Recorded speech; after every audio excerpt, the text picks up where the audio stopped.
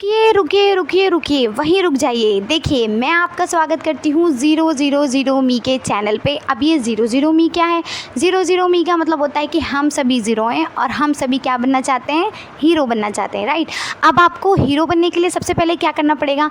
जो अब मैं आप सभी को आपका और मेरा वो जो सीक्रेट होता है ना, जो 10th और 12th में आपको 80% मार्क्स दिला सकता है, वो मैं आपको बताने जा रही हूँ। अब उसको सुनने के लिए आपको ये वीडियो एंड तक देखनी पड़ेगी और एंड तक आपको वो जितने भी पॉइंट्स हैं, जो मैं सारे के सारे पॉइंट्स आपको बताने वाली हूँ, वो आपको कमेंट सेक्शन में लिख के जाने कि आपने मेरी इस वीडियो से क्या सीखा। ओके, तो सुनिए मेरा वो सीक्रेट जो आपको क्लास 10th और 12th में कम से कम 80% मार्क्स तो लाके ही देगा। ओके, तो शुरुआत होती है हमारी एक, मतलब कि मेरा नाम तान्या है। सबसे पहले मैं आपको बता देती हूँ, मेरा नाम तान्या है और अभी फ़िलहाल मेरी सारी पढ़ाई कंप्लीट हो चुकी है। अभी मैं एक ट्यूशन रनिंग करती हूँ अपना खुद का, जो कि मुझे मेरे श्याम बाबा की कृपा से मिला हुआ है। तो आप सभी कमेंट सेक्शन में जय श्री श्याम ज़रूर बोल के जाइएगा, ठीक है। तो शुरुआत करते हैं। देखिए, मैं हूँ ना, मैं एक छोटी सी फैमिली से, एक छोटे से घर से बिलोंग करती हूँ। तो उस टाइम तक जैसे कि हर बच्चे को टेंशन होती थी कि मेरे 10th में 12th में मार्क्स कैसे आएंगे, मैं पास हो भी पाऊँगा या नहीं हो पाऊँगा, या मेरे मम्मी पापा की एक्सपेक्टेशन वाले मार्क्स में लेकर आ पाऊँगा या नहीं आ पाऊँगा, क्या पढ़ना है, किस तरीके से पढ़ना है, कौन सा इंपॉर्टेंट है, कौन सा पेपर में आता है, कौन सा रिपीटेड क्वेश्चन है। ये चीज़ें कोई भी टीचर नहीं बताता है। हमारे स्कूल में क्या होता है ना, स्कूल में आप सभी को पता होगा स्कूल में किस तरीके से पढ़ाते हैं। एक बुक होती है, ठीक है, बुक को अच्छे से रीड कराते हैं, दैन उसके बाद वो जो समरी होती है, सामने वाला टीचर हमें एक्सप्लेन कर देता है और चला जाता है, कह देता है क्वेश्चन आंसर कर लेना, आपका मतलब टेस्ट हो जाएगा। और उसके बाद वो क्या बोल के गया, क्या नहीं बोल के गया, वो सारा ऊपर से हमारा ही चला जाता है, राइट। तो सेम मैं भी वही बच्ची हूँ, मैं बैक बेंचर्स ही थी। बैक बेंचर्स आप लोगों को पता ही होगा कैसे होते हैं, पढ़ाई में मन तो होता नहीं है उनका। तो 10th क्लास तक, मतलब मैं 10th क्लास तक बैक बेंचर्स थी, क्योंकि मुझे बिल्कुल पढ़ाई में इंटरेस्ट नहीं था। आउट ऑफ एरिया ही मेरा माइंड जा चुका था, राइट। लेकिन फिर धीरे धीरे धीरे धीरे करके क्या हुआ ना, एक बार मेरी लाइफ में थोड़ा सा बैक पॉइंट आया। बैक पॉइंट मतलब मैं जिस स्कूल में पढ़ती हूँ ना, उसी स्कूल में, मतलब पढ़ती थी, सॉरी, मैं जिस स्कूल में पढ़ती थी उसी स्कूल में मेरी मदर भी काम करती हैं। तो अभी वो करती हैं, वो उसी स्कूल में वर्क करती हैं। तो जिसके चक्कर में क्या होता है, वो जो टीचर्स होते हैं ना, कभी भी पकड़ के मेरी मम्मी को, आपकी लड़की पढ़ती नहीं है, आपकी लड़की ये नहीं करती, आपकी लड़की वो नहीं करती।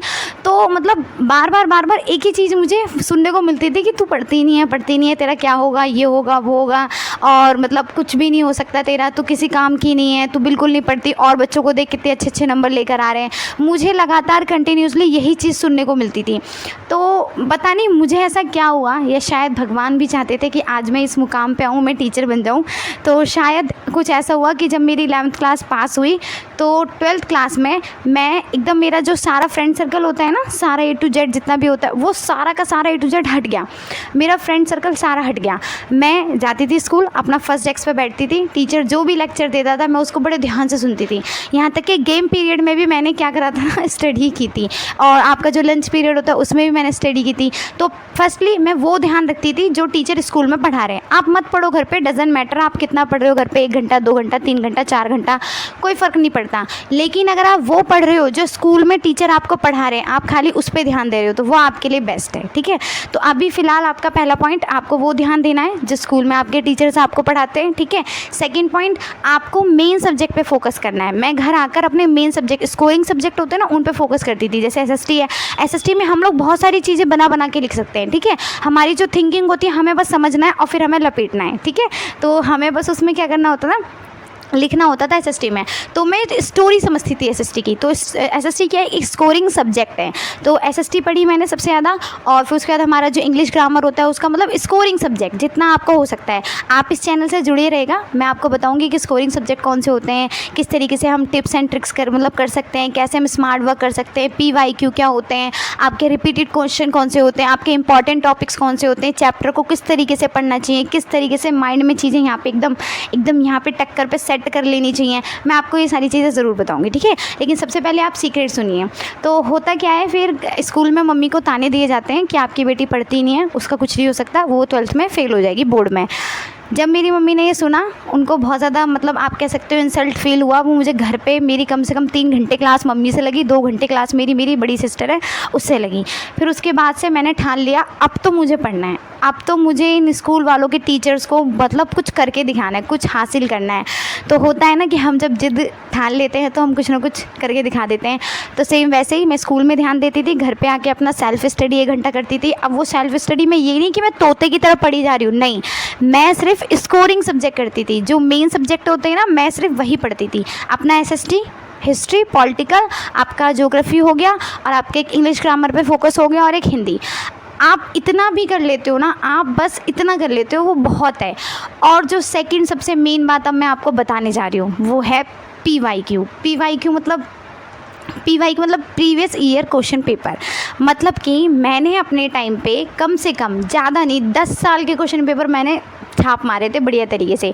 कहते हैं एकदम बुरा हाल हो जाता है। मैंने यहाँ इस तरीके से सेट रखा अपना एक ईयर का, उसके बाइज मतलब उसमें बहुत सारे सेट आते हैं, पर मैंने सारे सेट नहीं, इम्पॉर्टेंट A B ऐसे करके जो सेट थे जो मुझे मिले उस टाइम पे। क्या होता है ना 14, 15, 16, 17 की एज में बच्चे में ये नहीं होता है कि अरे हमें कैसे पढ़ना है। बाकी तो उसे सब पता रहता है कि दुनिया में क्या चल रहा है, फ़ोन में क्या चल रहा है, सब पता है, इंटरनेट पर क्या चल रहा है, लेकिन अपनी ज़िंदगी में क्या चल रहा है उसको यही नहीं पता रहता, राइट। तो मैंने एक करके सेट लगा लिया था। फिर मैंने जब सेट लगाया तो उसके बाद मैंने वो सारे सेट की प्रैक्टिस करी। तो मैंने कुछ नहीं करा, बस मैंने एक स्कूल के स्टडी पे फोकस करा।